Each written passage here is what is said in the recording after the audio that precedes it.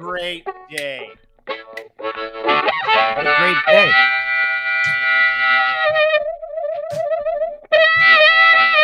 And nice to see everybody. Good to be back. My name is Dean, and we have a full show for everybody today. We're going overseas to Ukraine. We're going to talk about chicken and waffle pizza. We got a couple of other things to deal with today, but welcome to the program because we're excited. So that means you need to be excited. Joining me, as always, is my friend Lachlan Cross, morning show host, 957 Cruise FM at Slava Ukraine! Slava Ukraine is right, because not only are we joined by Lachlan Cross, and there's no better time to get to this man than right now. Please welcome back to the program, live from Kyiv, Ukraine, suburb just outside of Kyiv, Ukraine, Irpin, 6'1", 220, solid as a rock. Please welcome Alex Dayrabekove, ladies and gentlemen. Hello, my friends. Hey, buddy, how you doing? Da da da da da da da da da da da. You're back. Nice to see you. How are you? Yeah, so good to be back. So long time. Yeah, so many things happened. No shit. I think the last time we talked to you, Yevgeny Prigozhin was still a human being and not in the dirt. I'm pretty sure. I think Putin, I gotta get stuff on that. There's like 20 other guys that have fallen out of windows in the past couple weeks. We've got like a counteroffensive to get to. They're blowing up doomsday planes. We've got a massive attack in Crimea that just shook the fucking world, Alex. Where do you want to start? Because I am all about my friends in Ukraine today, dude. About it. Oh yeah, guys. This is such incredible time. I myself sometimes feel like I'm losing the the speed of what is going on. Sometimes it's like, okay, when was this happening? Was it like yesterday or a week ago? It's like so many events, good events, well, also bad events, but more and more good news coming from Ukraine. Yeah, it doesn't stop, right? Like over the past week, again, we talked about Yevgeny Prigozhin's crash. We've got some news out of Belarus as well. You've got some F-16 and ATCMS missile systems. We got some news there. Can we start with the big explosion in Sevastopol before we do anything else? Looked like you expected it, and you invited me over today. Yeah.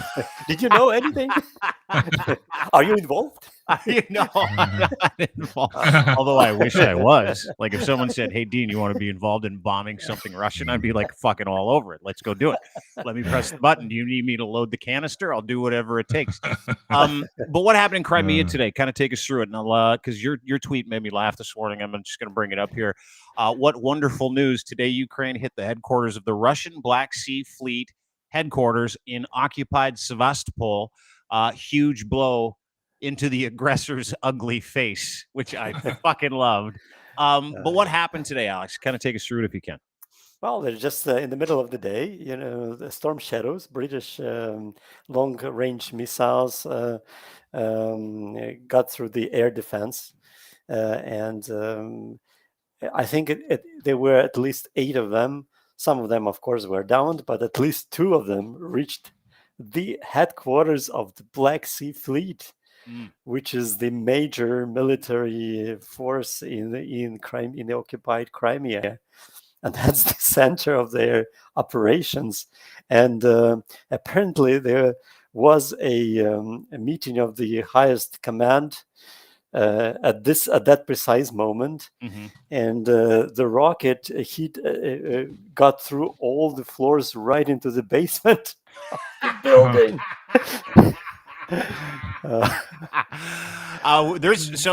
This is that is the headquarters, like that building that we were just looking at. Alex Dayrabekove at Dayrabekove joins us. Follow him on Twitter, anywhere on Facebook as well. That is the headquarters of the entire Black Sea Fleet now, which has been under attack for quite some time because, if I'm not mistaken, Russia's been trying to move boats and submarines all around the area, and you guys just keep pounding the shit out of them. Like you took out a submarine couple last week, and you took out a frigate and a destroyer last week at the exact same time.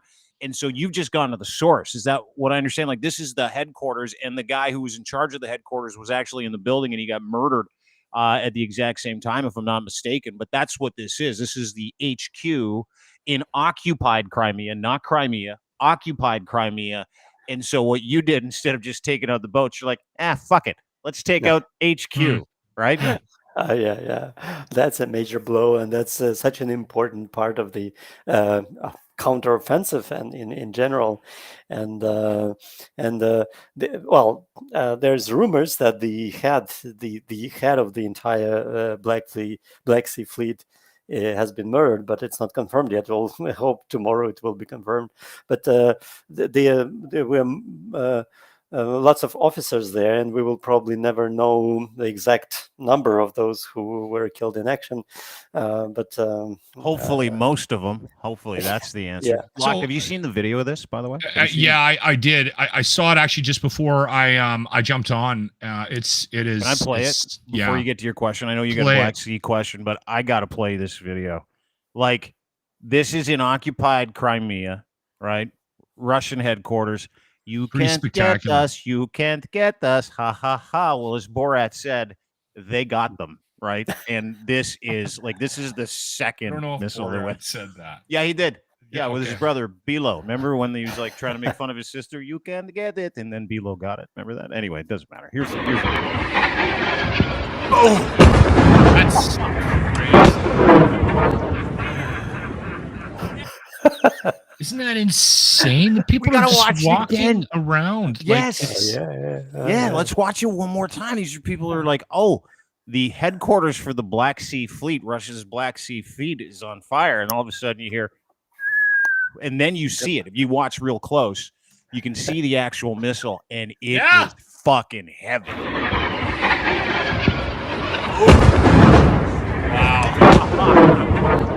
Wow. And note that the rocket hit while it was already on fire. So it's the second, or at least the second rocket that hit the base. So where are those coming from, Alex? Are they coming from airplanes? Are they coming from because those are storm shadows? Or they probably don't really want anybody talking about that, because I don't think the world knows we have them. Oh, you mean yeah, of course. But the funniest thing is that they actually said that all of the rockets were downed, and then they said, okay, one actually reached the Black Sea Fleet headquarters, and then later this video was spread over internet. Like, okay, it was not the only one that reached. Yeah. So my question, Alex, about that's incredible video. My question about it's more of a geography question, because and again I don't understand the implications of the specific battles, right? But I think it's worth pointing out that the Black Sea is kind of it's the way the Ukraine, the breadbasket of the world, gets everything out of the Ukraine to the rest of the world. And so the focus for Ukraine in this battle with Russia in this spring offensive has been to try to get control of those waters back in order to actually supply the world with the wheat and grain and whatnot that your country is so plentiful with, and that has been a focus. And listen, I know that the spring offensive hasn't been as fruitful as we've wanted it to, but they are making a little bit of headway, especially in Crimea. And so this is an indication that we might be getting a little bit of that access to the Black Sea back. Is that fair to say, or is it too optimistic to assume that what's happening right now today and in the last couple of weeks is going to benefit in that regard? I'm impressed with your knowledge. That's I got to tell you, I'm surprised he didn't stroke out right after saying that, because I'm very impressed too. That was very intellectual. It was a little old school moment there, right? Yeah, that's good. What happened? Where am I? That's exactly what it is all about. We are cleaning up the Black Sea Fleet. We are like pushing away the ships from the from Crimea to the east of the Black Sea to to the Russian territory, cleaning up the way for our ships to pass through and bring the grain to the world. So I think that's the purpose behind the Yeah. what we saw today. Which, by the way, sorry, I just have to play it one more time. But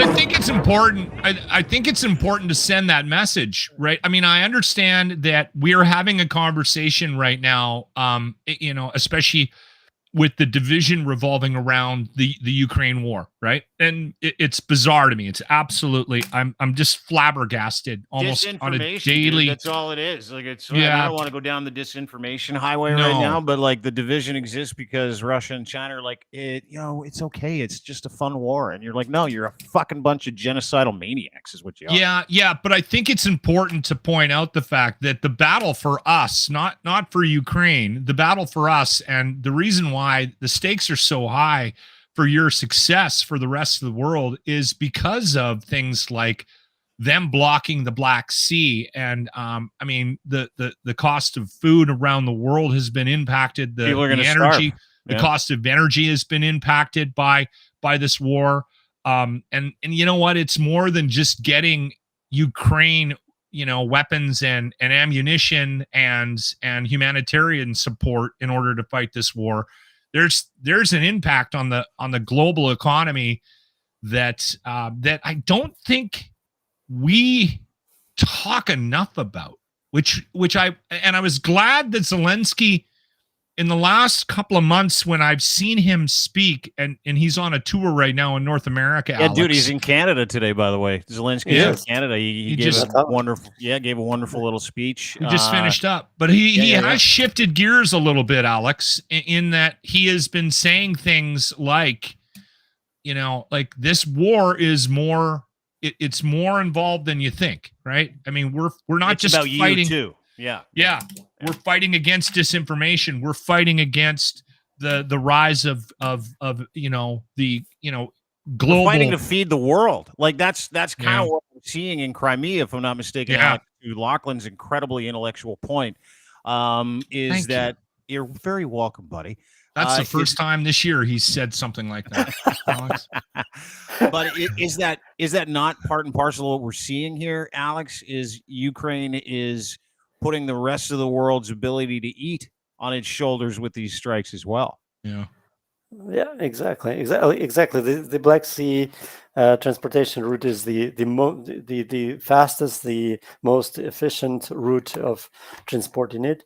There are other routes, but they are like slower and longer and more costly. So we are cleaning it up, and we freed up. There were oil towers that were occupied. We deoccupied them. We captured them, and they kept the air defense on them. So we are getting a hold of those places. We destroyed several air defense systems on Crimea within the past several weeks. So it's just like step-by-step process of cleaning that up for the grain, but just for full fairness, it's not only about the grain. It's one of the important parts. The other part that I actually didn't know much about it, but just learned that the eastern part of the Black Sea is the most important route for the Russians to transport their oil by the sea. 50% of oil transported or exported from Russia goes there. So when we take control of that, we will cut down that route for them.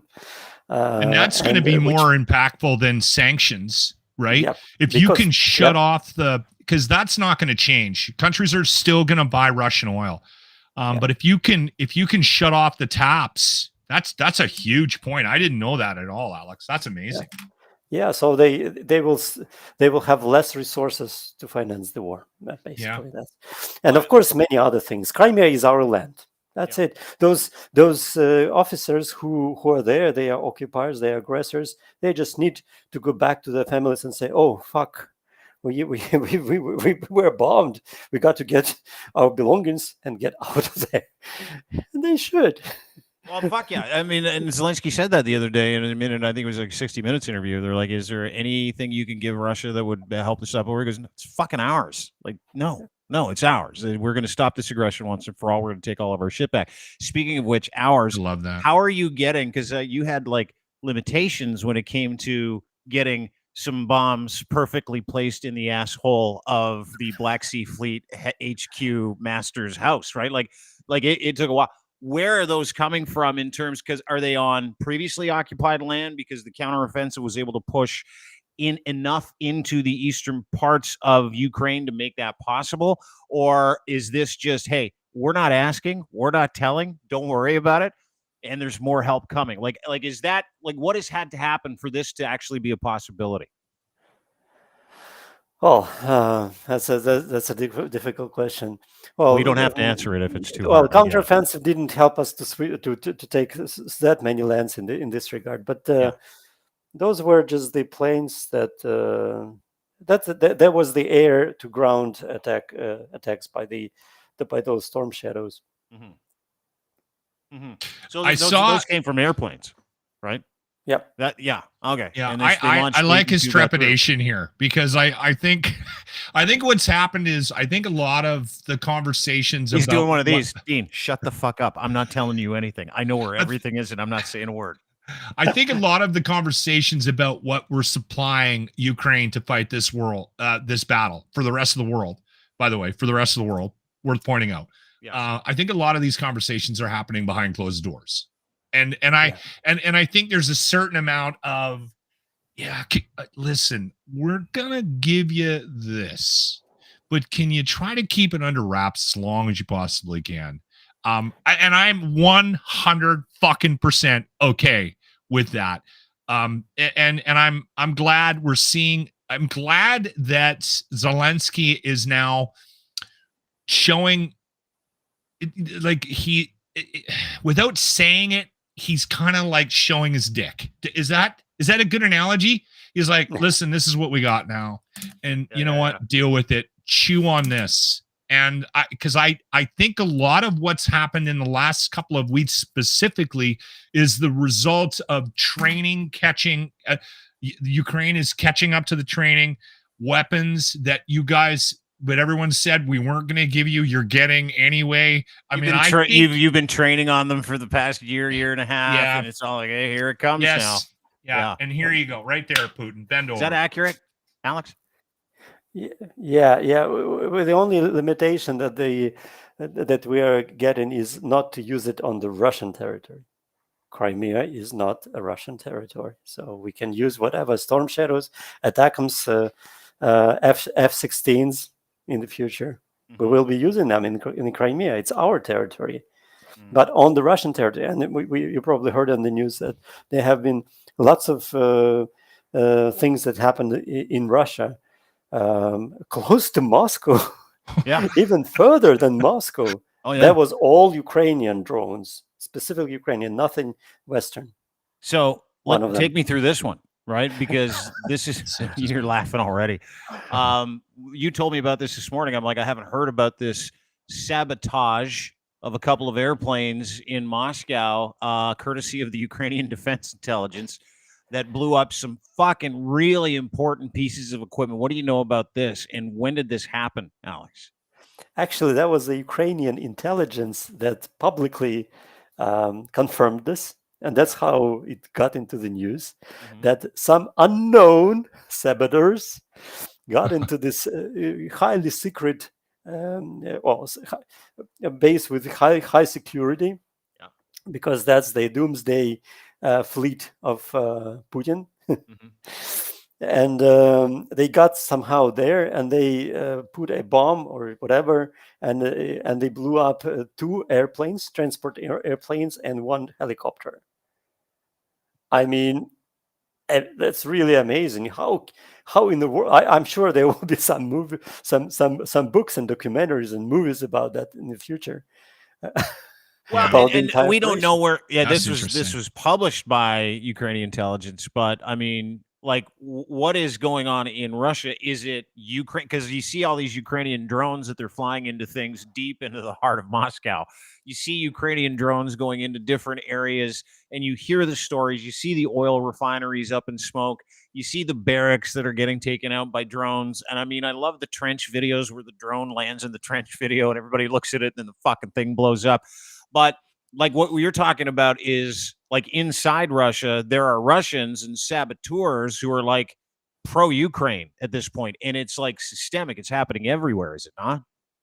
Well, we don't know the truth, but at least what the intelligence, Ukrainian intelligence, is trying to announce. Yeah, that there are different ways of doing it. There could be Ukrainian saboteurs. There could be Russians who are fighting for Ukraine or with Ukraine. And there are just Russians, volunteers who are gathering in Russia, and in cooperation with the Ukrainian intelligence, they are performing such things. Most of the drones that hit some positions in Russia were actually sent from the Russian territory, not from Ukraine. Can I ask you a question about Zelensky and his leadership and the support he's getting from the Ukraine people? I had a moment this morning when I was watching our leader speak, and a couple of things have happened in the last little while where I've questioned, and I'm trying to establish, because I can't stand our prime minister. I just, when he speaks, I just like, oh, shut up. So I'm trying to remove that hatred for the man when I'm making any sort of like when I'm watching him speak, or when I'm seeing him involved in anything politically, and I'm wondering about his impact on certain situations. For instance, this, I don't know if you heard, but India sent somebody to execute a Canadian citizen because of philosophical differences on Canadian soil. And we have enough proof that our leader, Justin Trudeau, said that it was India. And so there's this sort of battle. And I'm concerned about his ability to negotiate those waters because, well, one, because I think when he walks into a room and he starts speaking, that even leaders around the world go, please stop talking. But what I get when I see Zelensky speak is I get the sense that a lot of the success that your country has had in getting the rest of the world on board is the strength of his leadership. Is that an overall consensus in Ukraine? Or no? It isn't. Wow. Okay. Really? Because he's like a hero over here. Yeah. Well, of course. Yeah. Well, he became a president 4 years ago in 2019. 75%, so 73% voted for him. 73% voted for him. I'm sure that most of those 73 are still supporting him. The other 25% were like really against him, and they are still against him, even though he's really a hero. He, just like you're saying, and they hate him just like you hate Trudeau. Yeah. That's really funny. That's really interesting. Do you guys like Trudeau over there? You guys are big fans? Yeah. Here, from our perspective, he's good. He's if you compare Trudeau to our previous presidents, he's really like a star. Is he? Like he's got a good reputation over there? He is helping where we can. I mean, we're not the type of world power. Keep in mind, we don't have a lot of shit to send over. Like we have a dinghy to help in the Black Sea. We've got a small life raft we can help with. We've got a couple of like squirt guns we could get in there. Now we have like some stuff, but like that's been the beautiful part of watching this, is watching the free world rally behind what you're doing. But to your point, and I think Alex made mention of it, and Locke, you tied into it a while ago. I think Canadians in this government realize that that what you said is accurate, is that Ukraine isn't just fighting to get their territorial and ancestral land back. They're not just fighting for their freedom. They're not just fighting for free and democratic elections. They're not just fighting to have what is theirs. They're doing this on behalf of the rest of the world because of the encroachment of the ideology and the people that are and what's at stake, whether it's disinformation, whether it's fascism, whatever the situation is, right? Like, we see that value there. On top of it, it's amazing what it has done for relations for Canada and Ukraine. Like, having you on, like, I feel like you're our brother. I feel like you're from Canada, the Europe of Canada. I really do. Or the Canada of Europe. I feel like that is Ukraine. And I feel like, that we have very similar industry. We have very similar culture. We have very, very similar hardworking, with our hands. We have the same things going on. And so, it's fascinating to me that Canada, Ukraine, sort of the compatibility. Like, we all know the United States is a superpower, and you're like, hey, we just need to be friends with those guys. But the Canada-Ukraine relations seem to be very different than that. Am I mistaken? Take Alex, the leaders out of it. It's different. It's different. How do you look at it now? Exactly. Well, Canada has probably the largest Ukrainian diaspora in the world. So, like, and we also feel this ties. Lots of Ukrainians left for Canada a long time ago, and we have lots. I have lots of friends who have relatives there in Canada. My friends went to Canada after the war started. Actually, we stayed in their apartment. So that was like, we do have lots of connections and good feelings towards Canada. 1.4 million Ukrainians in Canada have direct ties to Ukraine. Wow. Yeah. Wow. Yeah, I heard that number today, and I was kind of blown away by that. Yeah, that's huge.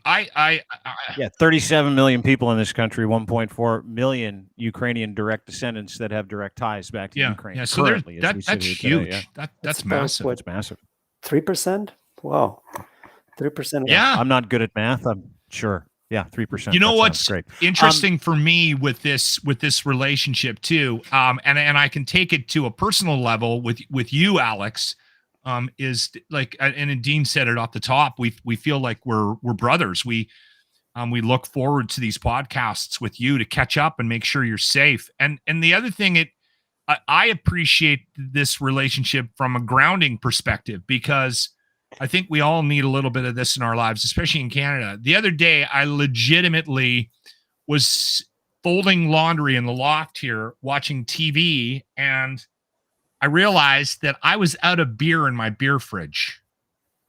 And I was annoyed that I had to walk all the way downstairs, Alex, to get a cold beer. Don't you love how he tries to relate his terrible life back to yours in a war-torn? It's like, this is the third floor.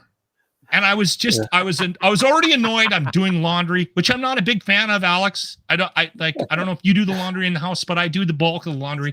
And I was pissed off about that. And then I didn't have cold beer up here.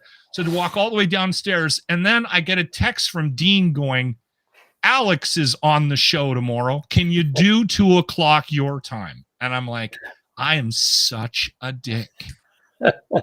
I'm angry that I had to walk 2 floors down, 2 flights of stairs to get a fucking beer.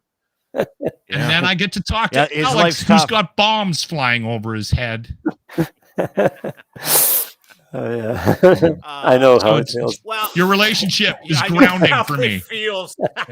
I know how you feel, Locke. I also hate doing that while I'm dodging missiles. Okay, so let's get to a couple other housekeeping items. New equipment coming into Ukraine. Planes. You need planes.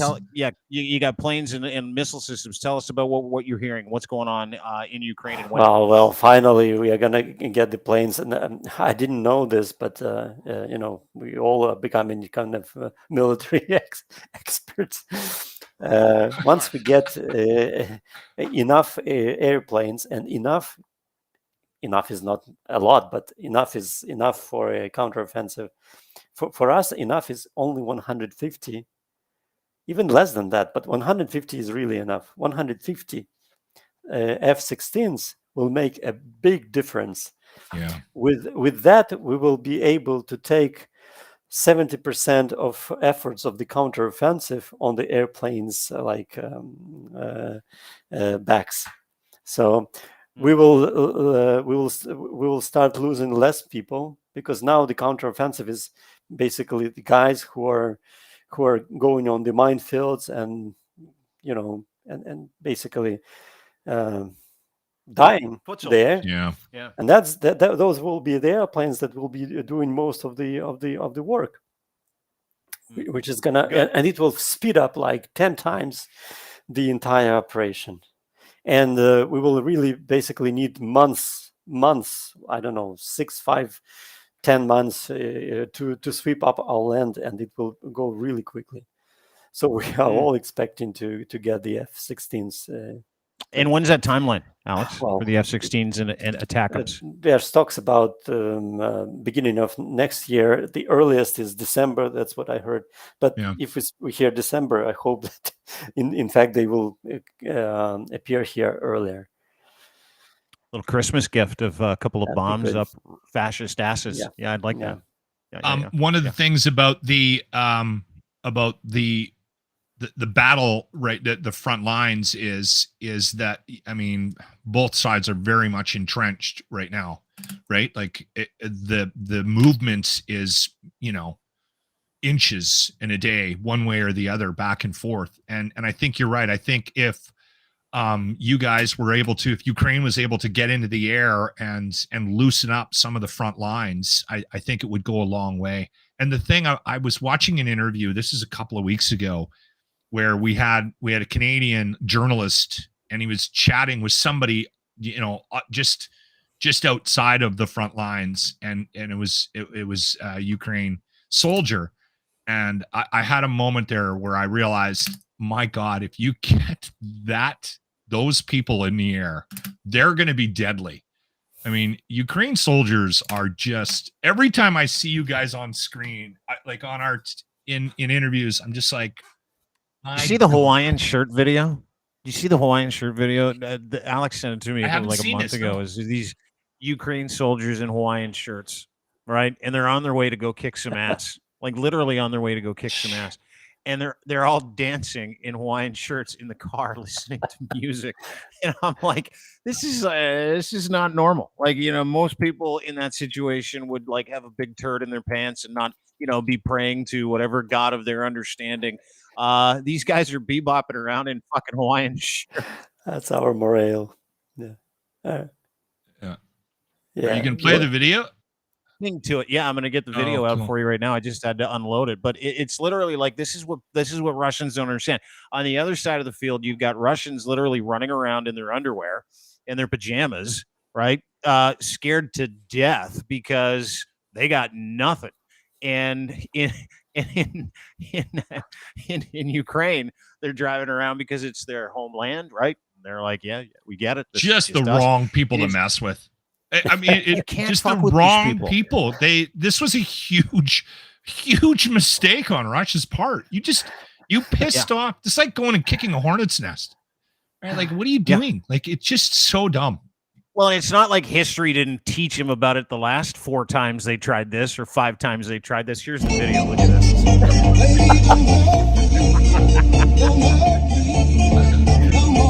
Like, look at these guys.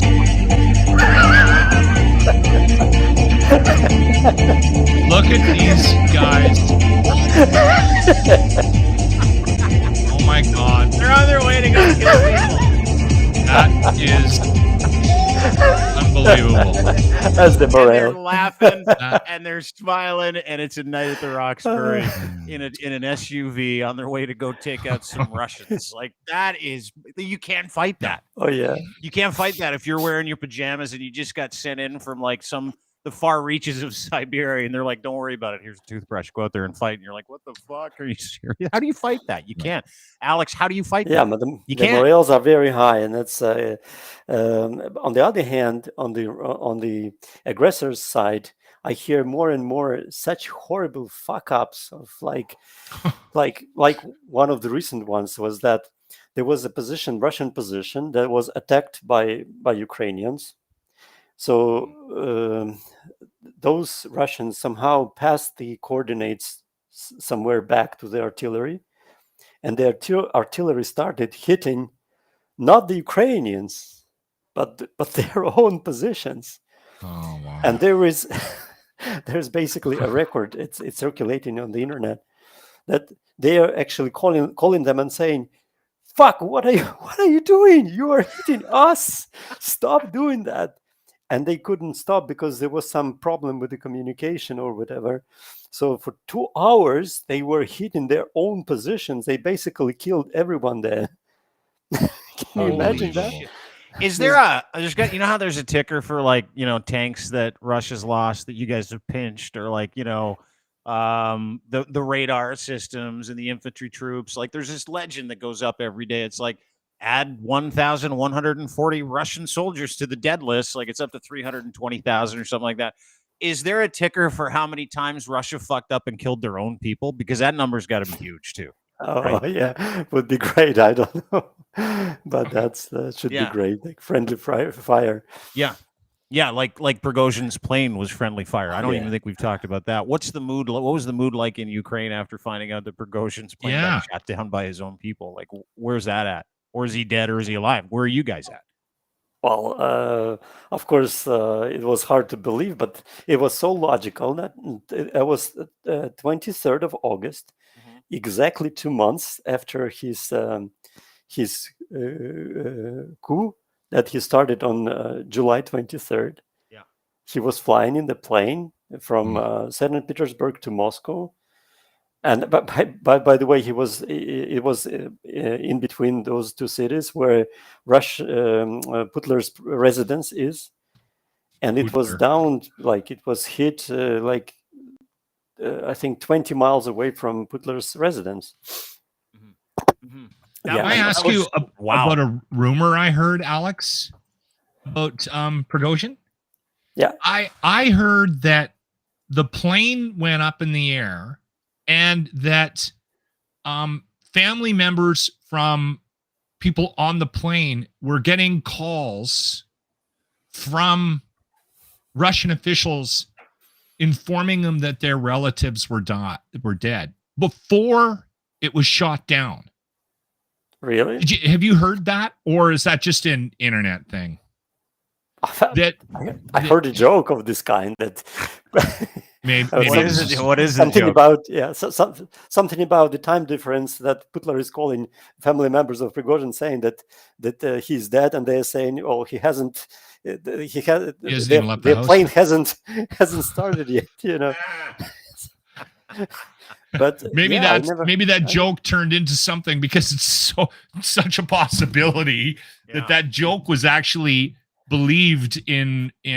Somebody brought it up to me at we were out having beers barbecue thing, and somebody said, I heard that Putin was calling family members from people on that plane. So weird how they were dead before the plane. A buddy of yours it's so weird how a buddy of yours in Alberta has some disinformation he passed off as real. A joke. Well, and that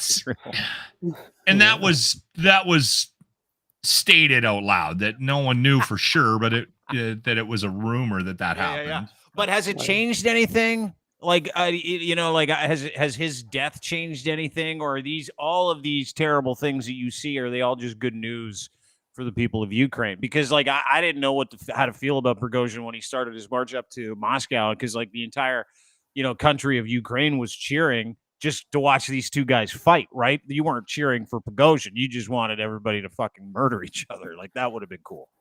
Oh yeah, but he had a certain his military organization was the most efficient. Let's put it this way. It was most efficient in Russia, and is probably one of the most efficient in the world. Let's be fair, because they did have a military experience. They've received for years in Africa, in Syria, in many other countries, and they were most. the entire Russian army is very bureaucratic and old Soviet style. So it is impossible to reform ever. And Prigozhin has created a sort of new army. And that was it was a powerful. It was the only army that actually had some success with the air offensive within the past year in Bakhmut. That was Prigozhin's Wagner. Now Wagner is completely like the entire brand is swiped away. There's no signs of it, Alex. Like no it's signs. been completely eliminated. There was nobody that stepped in to take over his. No, they his killed role. that guy too. They killed that guy too. Utkin, yeah. He was the head of the like Wagner, like the military guy. Prigozhin was like the manager and the financial director. Yeah, Utkin was the field marshal. Apparently, by the way, he was a very open Nazist. Yeah, and a that Nazi was the guy with the tattoos, like the Nazi tattoos all over himself. Yeah. Why Wagner? Because Utkin liked Hitler a lot, and he listened to Wagner. Wagner is the favorite composer of Hitler, and Utkin had this nickname or whatever code name, Wagner. That's how the entire group was called. And it doesn't exist anymore. It's gone. No. Wagner's gone. Yeah. So you guys took out Wagner too, just by fucking standing your ground, right? Yeah. Real quick, which is good for Ukraine. Oh, it's fucking awesome for Ukraine. Yeah. You don't know where these douchebags are anymore. Real quick too, I want to deal with Belarus. Kadyrov, I think is his name. This is the guy with the goatee that likes to beat up gay people, and he got real fat, and apparently he's on life support now. Is that like and he buried his doctor? Like what's happening there? In Belarus, right? But by the way, he has nothing to do with Belarus. He's in Chechnya, and Chechnya is Caucasus. It's over like where Georgia, Azerbaijan is. It's a little north of that, between Black Sea and Caspian Sea. Quite a little land. Chechnya was the first land that tried to get independence after Soviet Union collapsed in 1993.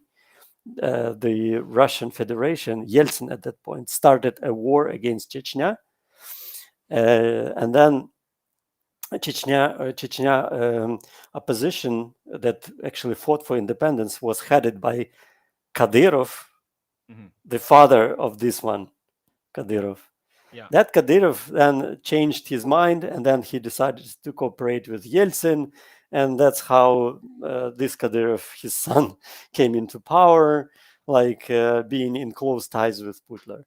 So now Kadyrov, within the past 2 weeks, he got lost. He was actually the Ukrainian intelligence announced that Kadyrov was in coma in some hospital in Moscow.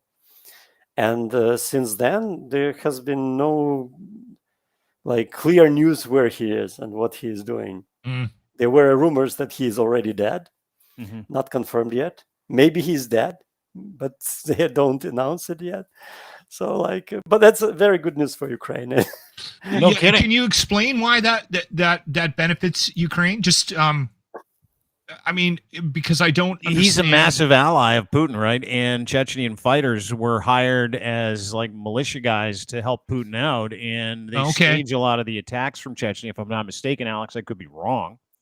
Yeah, actually, Prigozhin was the biggest owner of a private army in Russia.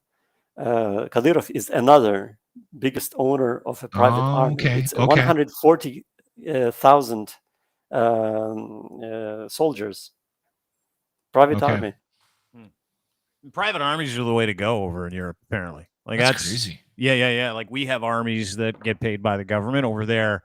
I believe, if I'm not mistaken, people like Putin, Prigozhin, Kadyrov, Lukashenko, to some extent, they privatize their armies. They pay these guys. That's why Wagner was so huge. These guys all got paid money that other people didn't, and they went and found like the craziest bastards you could find to go and do the craziest shit that needed to be done. And they paid these people. Whereas, each country still has their own army, but they get paid a pittance. And so these guys had their own armies, like in those Eastern Bloc countries. That is a very, very, and if I'm not mistaken, Prigozhin was talking about that on his way to Moscow, how he's like, I own the army, so I'm going to do whatever the fuck I want, if I'm not mistaken, Alex. Is that correct too? Well, I can't remember these words, but in fact, Wagner was financed by Prigozhin, but the money that Prigozhin got was from the Russian state budget, believe it or not. Wow. So he was another government army called a private army of Prigozhin. But in fact, and then even Putler even acknowledged that. He said that it was fully financed by the Russian government. So but it was enough an arm's length that the atrocities that they're committing around the world, they can sort of keep a bit of a distance, right? Yeah, like the little green men that amassed the border of Ukraine back, like, several years ago, and you just kind of just took shit, right? Like that was private army stuff. So Putin had you're right, had the ability to say, fuck it, it's nothing to do with us. It's not our people. It was their people, financed through this Prigozhin guy. Fascinating time over there, Alex. How are the people of Ukraine feeling? You said you guys got momentum. You feel good. Where is your head at, and where's the mood in Ukraine today after we saw what we saw, which was the bombing of the Black Fleet headquarters? Obviously, there's been a bunch of other news that we've seen, whether it's the Kerch Bridge in Crimea, whether it is the pushback and the fighting in and around Zaporizhia. You've taken a bunch of land back, obviously not the extent that you'd hope, because you want it all back. But what is the mood like in Ukraine today? Well, I can share what myself and my family and my relatives are thinking about. Well, we got used to the stupid war. Believe it or not, we at some points we are like, we feel like we expected too much from the counteroffensive. You mentioned that spring counteroffensive. It's already fall. Yeah. It's still there. So we expected more. I expected so much, because I was watching the news and I was like, whoa, where are those successes? And there were very few ones. But with the more news and the general information space is now about the fact that we got to be persistent and not to wait too much within the closest time. So we do hope that by the end of next year, we will completely free our land. We will restore independence. We will be already very close to EU exception and on the way to NATO. So that this is the general mood. No, what's your mood? And waiting for you guys to come. yeah. The second this thing's over, we're gonna fly in on like WOW Airlines. We're gonna get like a $300 ticket. We're gonna fly over there, and we're gonna get just plastered with you and your family and your friends, and we're gonna stay on your couch, and you're gonna wake up. Locke will be in his underwear. You're gonna go fucking put some pants on, dude. Seriously, you're a guest in my home. I'm bringing a change of underwear, a change of socks, and a toothbrush. And we'll be there for a week. Yeah. We can't wait to see you. Listen, as always, we say this every time we finish doing a show with you. We're super grateful to know you, and watching some of the things that are going on in Ukraine today. Every time I see something on television, every time I see a video of you guys bombing the fuck out of Russia somewhere, I always think of you. I always think of Artie. I always think of your lovely wife. And I always think of the strength that we get from you, from talking to you. And it gives my life a little more perspective. So, dude, just awesome to see you today and to catch up and to get the news from Ukraine, from someone in Ukraine who tells the truth about what's going on in Ukraine. And as always, specifically seeing your president over here getting together with our prime minister. And let's leave Lachlan's hatred for the guy on the right out. I couldn't be more proud of relations between your country and my country. I couldn't be more grateful that we're an ally of Ukraine. And there is absolutely no room for movement in what I know is going on there, which is you're standing up for the genocide of your own people. This is not a war. This is not a special military operation. This is Russia and the barbaric nature of that country and those people coming for you. And you guys haven't, like, those 3 days are now almost 2 years. So, Slava Ukraine, as Lachlan so aptly puts it on his shirt. I've got Schadenfreude season. The meaning of Schadenfreude is when bad things happen to bad people, and I enjoy it. So I'm enjoying all the visuals that I'm seeing that are coming out, which are really lifting the spirits of the people of Ukraine. And Alex, we love you, brother. We're so happy to have you on the show today. Oh, thank you. You lifted you, my Alex. spirits so much, and I always feel so good after talking to you guys. And Even if Lachlan's here? of course, especially with Lachlan. All right. All right. Well, you stay safe, and let's keep in touch. Thank you so much for the update, brother. We'll talk with you soon. All the best, Thank Alex. you. Yeah. Bye-bye. All right. Slava Ukraini, my friend. Slava Ukraini. You know what I? What a guy. By the way, follow him at Dayrabekove. His last name Dayrabekove on Twitter. He does a pretty decent job of posting almost daily about his experience, and that's the thing that I find interesting about our communication with Alex in Ukraine is that this isn't a news source. This isn't, it's just a guy trying to live his life and support his country the best way he possibly can. So so give him a follow. We should get as many people on that Twitter account as possible so that he has more and more reach. Facebook, and I love his commitment. One more thing. Yeah. I love his commitment to Putler.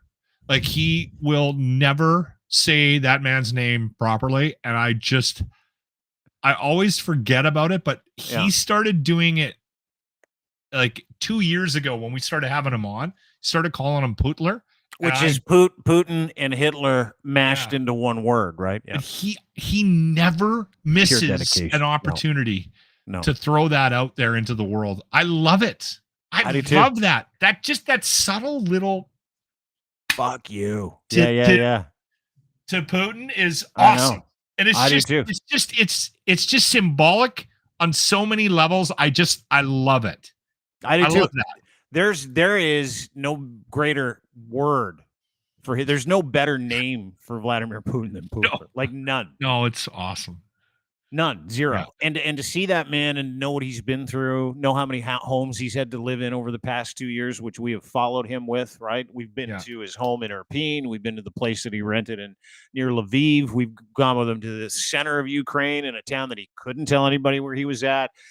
We've gone back to Kyiv. We've gone back to Irpin with him. He is clearly not in the same house today. I think in a year and a half, dude, like a year and a half, we followed that guy into like 6 or 7 different homes because he's dodging missiles. Well, we didn't get into it today, but he is also doing very important work for the government of Ukraine and the International Criminal Courts. Yeah, the entire time he's dodging this shit, right? He's feeding people in subway stations who haven't been out of the subway station because they're petrified for 2 years. He's delivering cookies and milk and vegetables to people. He and his wife do that on a daily basis. And when he's not doing that, he's working. And when he's not doing that, as you pointed out, Alex is documenting horrific war crimes visited on men, women, and children over the past year and a half by Russian people and Russian soldiers and Putler's army. And so, and that takes a toll. So when you see that guy's smiling face on the screen, you have no idea what's behind that smile. And then you go, fuck, really? I'm miserable because I, lost $500, or I'm miserable because my beer's cold, or I'm miserable because I got to fold laundry. No offense. That was a great example. And you put it all in perspective, but you know what I mean? Like, it's perspective that we need, I think. Well, and again, I think, and again, this isn't about me, but whenever you task me with we're going on with Alex, I always have a little self-talk before the podcast. I'm like, let's keep it light. I want to put a smile on this man's face, because I think if there's anything we can give him is a little bit of levity, for 30 minutes on a Friday, so that he can, escape what he's dealing with on a daily basis. And I think we do that. And I appreciate the fact that you've maintained contact with him. You have a like, we can all talk to him on Twitter, but Dean has a more direct line to Alex, and so I've always appreciated the fact that we've maintained that relationship, and we talk kept all the bringing time. him back. We text all the time. Yeah, that's awesome. Good for you, Dean. And well, he texts me. I mean, I'm terrible at keeping in touch with people. And over the past year, I've realized that, hey, if this guy, and it's actually changed my life in some ways. Like, if this guy can send me a text in the middle of the day while in the middle of a fucking war, I should probably be able to answer that text from my couch while I'm typing with a hot coffee in my hand. Well, and I think as well, I mean, as much as I do joke about, having to run downstairs for a cold beer, I'm trying to find a way to put a smile on his face. And I think we are doing something for him. I think he is getting something from his involvement in our podcast. So, well, you know what? That's the goal, right? How do you affect people? I mean, there's a reason why we do this. And we don't do this podcast because we're here to be super famous and here to be the next coming of anything other than what we do and what we are. And what we are is sympathetic to individuals who are under attack. We're sympathetic to victims of war. We're sympathetic to people who are marginalized and who are being bombed on a daily basis. These are human beings who didn't ask for this, right? And so that is where my head and heart are at. I know that yours is there as well. It's just awesome to catch up with him. I was dying to ask him if he would eat this slice of pizza, though, but I couldn't find a place where it fit. What the hell is that? Have you seen this? I wanted to ask him if he would eat a chicken and waffle pizza. That is waffles. Yeah. Chicken and waffle pizza. And I'm like, okay. I thought, he's probably busy looking for biscuits. You probably shouldn't ask him about a chicken and waffle pizza, but I would eat this. I wanted to ask him if I could bring some. That doesn't surprise me that you would eat this. You have a palate of a 10-year-old. I know, but would you not eat a chicken and waffle pizza? I would need to. I'm one of those guys where, hey, if it's new and it's kind of weird, and you know what, I might not add it to my daily routine, but I'll give it a go. That doesn't look bad. I'm not a big sweet and savory guy. I kind of like to keep those worlds separate. Do you? Yeah, like I guess maybe there's times when it works, like salted caramel, right, in an ice cream cone. Like I'll jump into that pool every day. But mostly I'm like, I don't like I know guys they'll have bacon and eggs. Yeah, and they will take the bacon and sop up the syrup from the pancakes. There might not be anything better than bacon and syrup. Really? See, that's not going to ruin my day, but I'm not a huge fan of that. Oh my God. Sweet and savory. Dude, I know a lot of people like you, and I used to be like you too until someone introduced me to a bacon and peanut butter sandwich. And I'm like, what are you doing? I would do that. Well, I did. We lost your mic there, Dean, for a second. And I fucking love it. And so, did you put syrup on the bacon and peanut butter sandwich? No, it was just bacon and peanut butter. I didn't put anything on it. I just ate it. And then I thought, why are you such a judgmental food dick, Dean? Just judgmental food asshole. Couldn't believe it. Were you a picky eater when you were a kid? Yes. Okay. See, I wasn't. I grew up poor. You didn't get to be picky.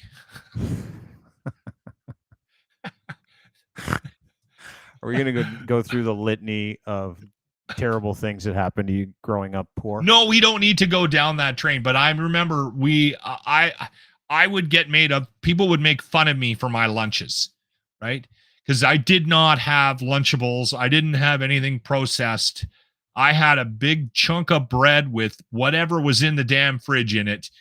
And that was my lunch. Yeah. And I'm actually thankful for it because You're not a picky eater as you get older. Yeah, I'm an asshole eater. I'm one of those eaters. I don't know about you, but I'm one of those eaters that when someone brings me a steak, I inspect it, I smell it, I cut pieces off of it before I actually attack it. Oh, really? I can't have gristle. Yeah. Oh, dude, I am. Oh, dude, I'm eating all of that. Eater. No, fuck you. I'm not eating any of that. That's Same thing good with for chicken. you, man. I'm going to go through the chicken. I'm going to take the vein out. Shrimp. You know, you ever watch someone eat one of those before they deturred them? I can't do it. There is no way I can eat a shrimp unless you take the shit ring out. Yeah, there's absolutely no way. I'll eat a shit ring. No problem. Speaking of what you'd eat, here's a question. or do you eat a chocolate chip hamburger? Let me see it. You got All a right, picture? here it is. There's a video of it, actually. I got to turn it down. You got to watch it. This actually looks terrible, but I think it also looks delicious. Like, I'm so confused when I see this. See? They warm up a little burger, and then they get a big bun, and they fucking, it's just a cookie, and then the top is just another cookie. No, I'm in. Would you eat that? Yeah, I'm in. Yeah. I would eat that too. Would you eat that? See, that guy looks like he's enjoying it, and it doesn't look terrible. Chocolate chip cookie. That's the bun. I needed to see cookie, meat in the middle. Looks great, doesn't it? The thing is, too, right? The thing that we're all sort of missing here in this conversation is he's putting fat guy juice on that grill, right? Like he's frying up butter. That chocolate chip has been fried up with a good dose of fat on the one side. Oh, yeah. And then there's cheese. You're not going wrong with cheese. No. Right? That's a strong move. I'd eat that. I'd eat the shit out of that. You know what I love about it? It's dessert and it's dinner and it's in one fucking sandwich, right? You're saving time, really. You don't need dessert. You are. It's a great time saver and it's fucking delicious. Anyway, dude, I had a meal last night that was unbelievable. My boss, food. I'm gonna start a whole channel about food. I think now I'm a foodie. My wife's boss had us over for dinner, so he had like all his managers over, and he's a big time hunter, and he's into barbecue, and he brought out some tenderloins and cooked those up on the barbecue, but he brought out a prime rib too, like a big huge prime rib, and then spent the day smoking it. And you know what? Listen, there's a lot of guys out there that are getting into the barbecue thing. It's kind of a bit trendy. And listen, there's no bad barbecue. Well, that's not true. I could ruin a barbecue. I'm not very good at it because I don't have the attention span. But barbecue is hold it. Barbecue is one of those things. You said it's a fad. Barbecue has always been a fad in my life. Like if you said to me, you need to cook, like Dean, you have to cook, and you have to cook with all your best tools. It's always a barbecue. Fuck that. Yeah. I can't do anything on a stove. I can't do anything on in an oven. Well, I can do some things, but if you light up a barbecue, it's almost like I become Jamie Oliver. It's almost like I turn into Guy Fieri. I can do anything on a barbecue. Chicken wings. I can cook vegetables. I can cook fucking anything on a barbecue. I don't know what it is. Is it the caveman in us? Is that what it is? Maybe. Like if you're a dude and you don't know how to barbecue, I don't trust you, and I won't let you make my food. Like if you're like, I'm not good at barbecue, and you're a guy, can do it. I'm not good at it. You're a terrible man. Terrible. The other thing about it now is the advent of the smokers and the fact that these things are now sort of. Yeah, but there's two schools of thought with the smokers. Like, you know, you have some guys who are like, they count themselves as like some kind of smoking insider, right? Yeah. Like these guys that are like, oh no, you can't barbecue, you got to smoke. Oh, no. How'd you cook that? No, you got to smoke it for 48 hours. And you're like, dude, it takes me 8 minutes on both sides on a barbecue. You think I'm going to fucking smoke that? It's like, oh, there's no other way to do it. Like smokers are not barbecuers. Some people are, but smokers are the elite version of barbecuing. Okay, so that's the point that I wanted to make was that I've sort of got people in my life, friends and whatnot, that are doing this and they're getting more and more involved in it. And I have noticed that it is an increased interest in men. Maybe it's just the age that I am or whatever, but it seems like there's a lot of guys that are really getting into it. They're getting into I'm doing a brisket this weekend, blah, blah, blah. Right. Yeah. And so I haven't had a lot of it, but I've had enough of it to sort of know what I like. And this smoked prime rib last night was unbelievable. And again, I don't know what he did, and he does it a little bit differently than he didn't have any pellets going or anything like that. He just had some other system going. Yeah, but was he all like fucking elitist about the smoking? No. Okay. Not at all. Maybe he's one of those combo guys that can do both, and he's not. And then he was on the barbecue with the tenderloins, and I ate a disgusting amount of meat last night. It was so good. You get the meat sweats after? No. I don't know whether I get meat sweats anymore because I'm an alcoholic and I get a lot of booze sweats. So it's hard to differentiate between. So I don't know whether it was the booze coming out of me or the meat. How's your bung piece today? Did you poop yet? I've had a couple. Yeah. Okay, so you're okay. Things are still moving. You're all right. It wasn't. Whenever I have a big barbecue night, yeah, I don't know why. I always have this expectation the next day that you're going to have a big movement. It doesn't work that way. No, it doesn't. It bungs you up. That's the whole idea. It's yeah, all the sugar in the meat. it's just there's less form to it. I know, dude. You don't have to get into it, like I said. There's less of it. I know. Yeah. It's not good for you. Thank you. I get it. I know how the digestive system works. Got my colonoscopy booked for the 13th, by the way. Oh, are they? Yeah. Oh, yeah. Are they? They're going in? Yeah. I'm going full camera. No freezing. I requested no freezing. No, you did. I did. You need to go out for that. What are you doing? No freezing. Stop it. You need to go. If you're honestly doing that, I'm coming to knock you out. I don't want you to go through that. Well, I turned 50 and I got to the doctor's office and I'm like, so it's probably I gotta get one of these soon. Book my physical. And he's like, yeah. You're 50, right? I go, yeah. Colonoscopy? He's like, yeah, got it. No problem. I said, okay. He's like, make your appointment. You go for a consult. Go for the consult. And an internist. And I'm like, how you doing? Guy's like, not bad. How you doing? And this guy scopes all of my friends' assholes too. So I'm like, he's probably pretty good at it. And he's like, so it's your first colonoscopy? And I'm like, yeah. And he goes through the history. How are your bowel movements? How's this? How's that? I'm like, perfect. Excellent. Great. Cables. I believe I said the word cable 4 times. And I'm not lying. Like, I'm not sitting there like, because he's going to be able to tell if there's anything wrong with me when he shoves that thing up my ass. So, yeah, you don't lie to your poo doctor. No, because he's going to see it, right? You can't. So we're going through my medical history, and he's like, yeah. Okay, great. And he's like, okay, so here's what's going to happen, blah, blah, blah. You come in, we're going to give you this thing, and then you're going to lay on your side. You put your feet up to your knees up to your chest, and it's in there. And I'm like, he goes, you okay with that? I go, yeah, just a quick request. It's like, yeah. I go, can we forego the freezing? And he's like, oh, you mean the anesthetic? And I'm like, whatever. He's like, if you want. No, you're not doing this. He goes, I recommend against it. And I go, highly recommend against it? He's like, yeah. And so I phoned a buddy of mine who had a colonoscopy and has had 2 of them, one frozen, one not. And he told me about it. And I call him back and I'm like, okay, colonoscopy, it's on the 13th. Getting the camera up my hoop. And he's like, get the freezing. Take the medication. Take the medication. I go, why? He goes, bro, I have PTSD from it. He's like, I went back for the second one. He's like, it hurts so much. And it was so invasive. And it felt like there was someone rooting around in my abdomen. He's like, you can't have that. You cannot do it because it's a feeling you'll never have again. And it's not one you want to have. And it comes with a significant amount of discomfort. I go, pain or discomfort? He's like, pain.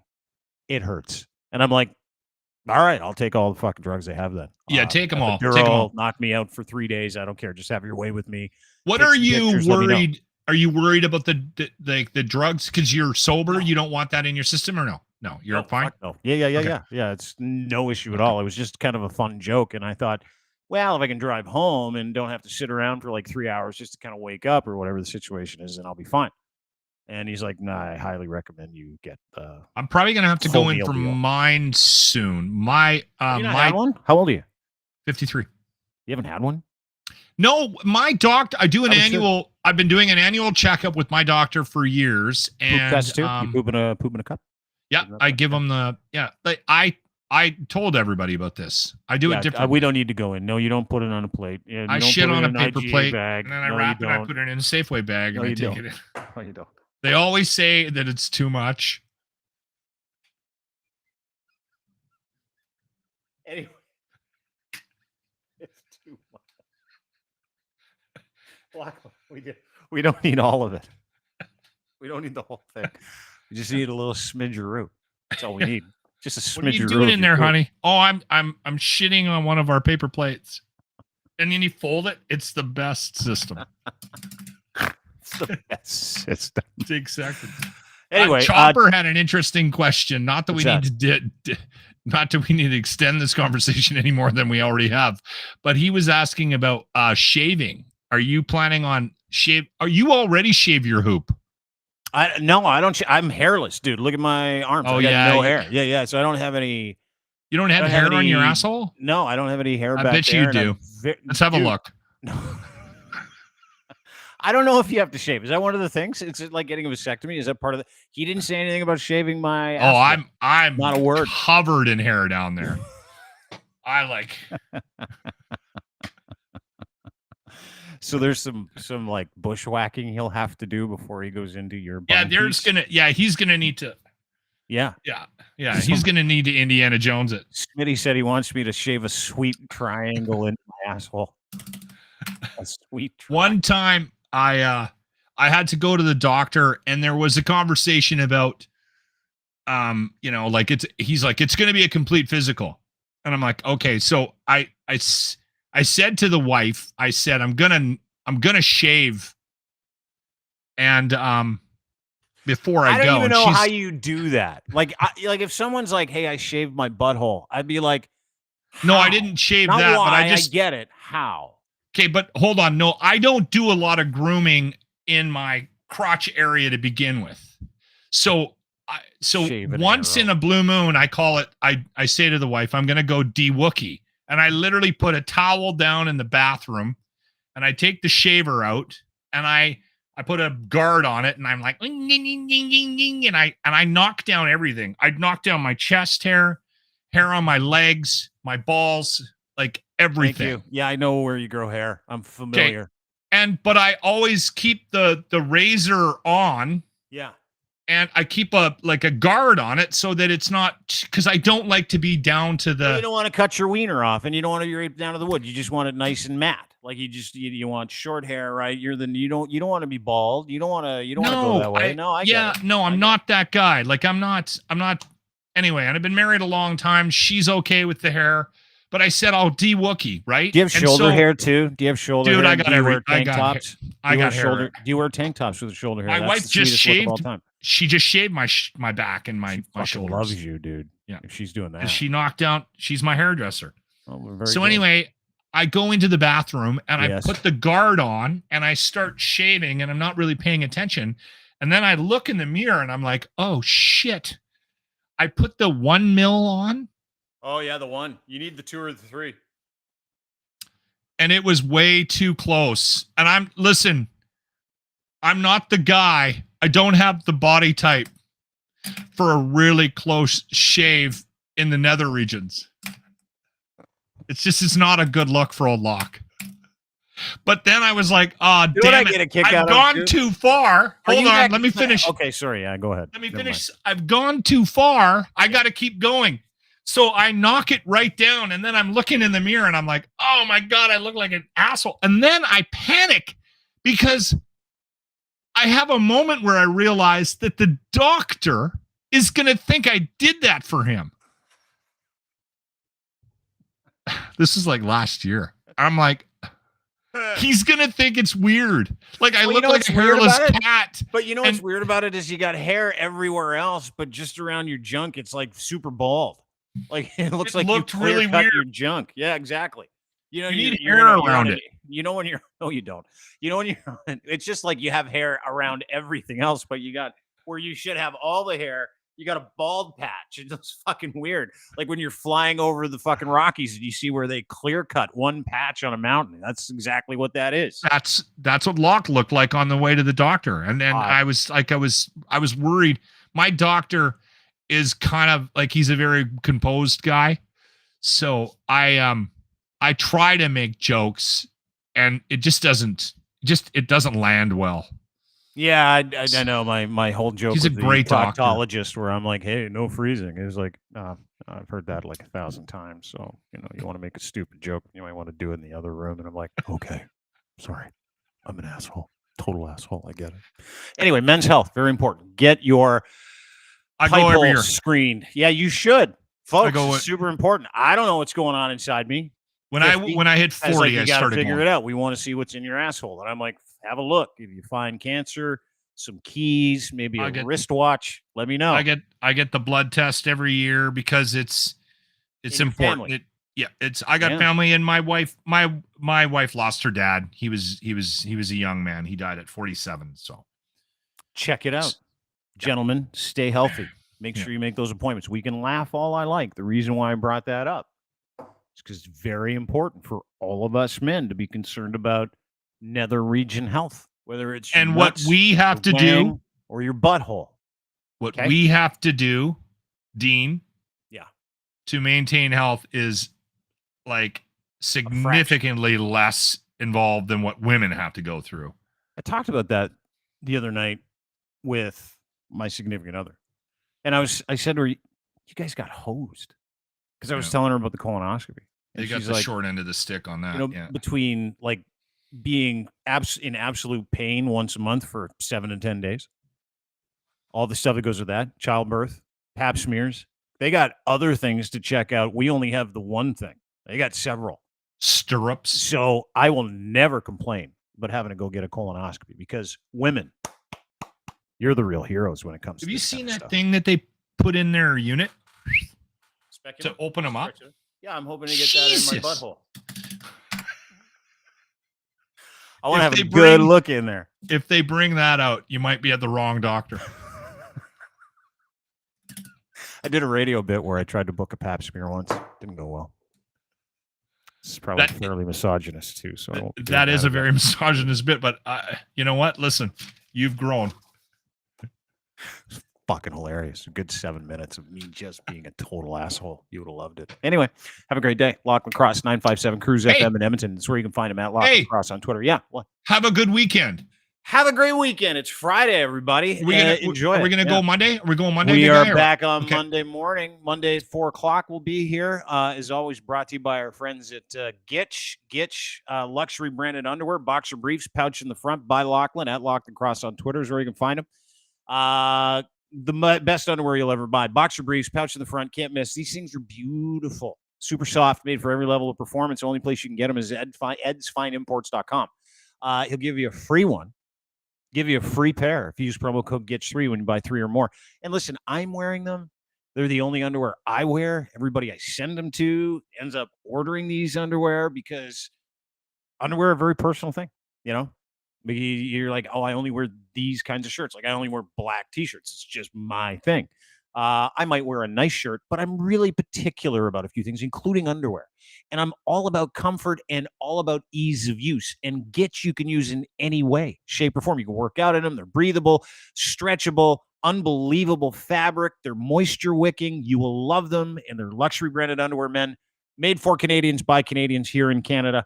Go to edsfineimports.com. Order them online. Gitch3 is your promo code. You are welcome. And of course, brought to you by friends at Can Torque, makers of the best torque wrenches on the planet for every available heavy machinery industry, from nuclear to railroads to the steel industry. It doesn't matter. Forestry, torque wrenches, bolts. Sometimes they come in these, like they're massive and there might not be a solution for it. And it's, this bolt that you need a loosening and fastening solution for is in this crazy application. You can't get a torque wrench in there to do any maintenance, et cetera, when you're building. These guys make them for industries around the world. They're in Canada. Wonderful people.